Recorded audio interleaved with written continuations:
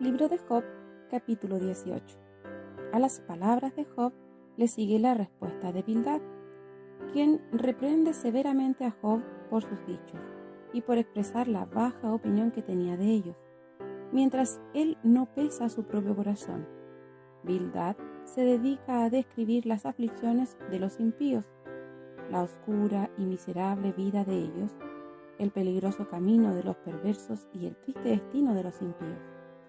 El sentido de este discurso es hacer notar a Job que por su impiedad está pasando por las aflicciones actuales y que no puede esperar nada bueno si mantiene su actitud. Pero demos una mirada desde más arriba, hay esperanza. Comparemos solo 2 versículos. Mientras Bildad sostenía que lo que sobrevendría a Job sería: no tendrá hijo ni nieto en su pueblo, ni quien le suceda en sus moradas, en el capítulo 18, versículo 19. Dios lo retribuyó con: y después de esto vivió Job 140 años y vio a sus hijos y a los hijos de sus hijos hasta la 4ª generación, en el capítulo 42, versículo 16. Algunos motivos de reflexión que podemos considerar en este capítulo. Versículos 2 y 3. Entender que el afligido pasa por estados de ánimo diversos es la clave para socorrerlo. Bildad insiste en la condición de charlatán que, a su parecer, retrata bien a Job, quien las emprende contra ellos sin reparar en su propio pecado. Si estamos abrumados por esta historia, les recomiendo ir de vez en cuando al capítulo 42.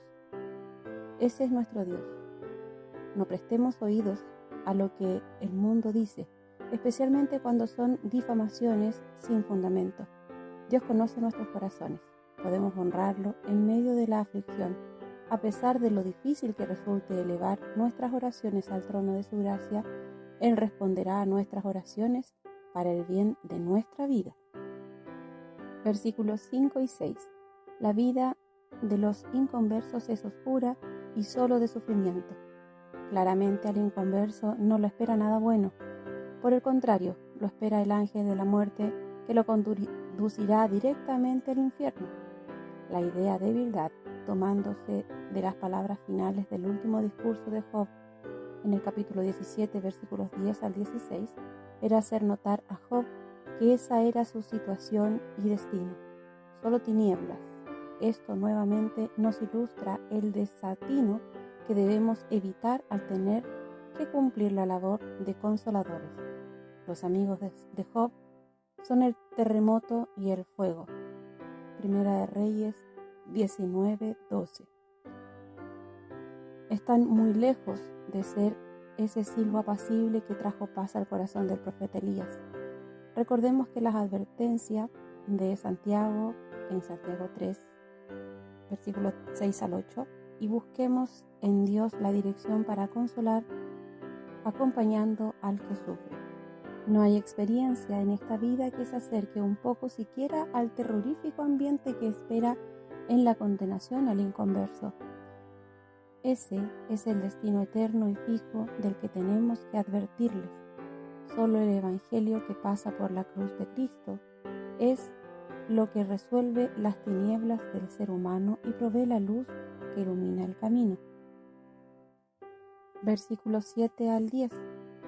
Seguir por el camino por el que el mundo nos quiere llevar es una deshonra para los hijos de Dios. Qué peligroso va a ser el camino de los perversos y termina en condenación eterna.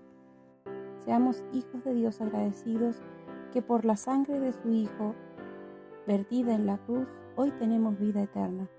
Aferrémonos a esa esperanza y no apartemos nuestra mirada del Señor, porque tengo por cierto que lo que en este tiempo se padece no es de comparar con la gloria venidera que en nosotros ha de ser manifestada. Romanos 8:18. Versículos 11 al 16. La vida de los impíos es miserable. Los temores embargan al inconverso y con mucha razón, pues tienen una vida sin esperanza.